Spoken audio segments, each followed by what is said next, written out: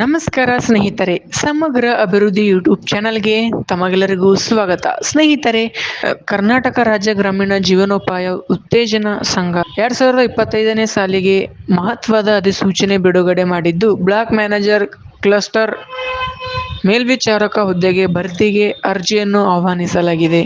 ಸ್ನೇಹಿತರೆ, ಉದ್ಯೋಗದ ಹೆಸರೇನಪ್ಪಾ ಅಂದ್ರೆ ಬ್ಲಾಕ್ ಮ್ಯಾನೇಜರ್ ಕ್ಲಸ್ಟರ್ ಮೇಲ್ವಿಚಾರಕರು. ಮತ್ತೆ ಒಟ್ಟು ಉದ್ಯೋಗಗಳು 8.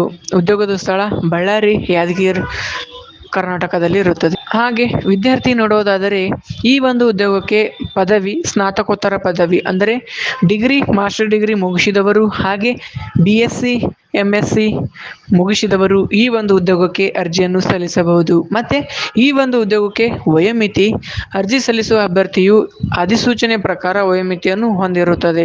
ಇನ್ನು ಅರ್ಜಿಯ ಶುಲ್ಕ, ಅರ್ಜಿ ಸಲ್ಲಿಸುವ ಅಭ್ಯರ್ಥಿಗಳಿಗೆ ಯಾವುದೇ ಆದ ಅರ್ಜಿ ಶುಲ್ಕ ಇರುವುದಿಲ್ಲ.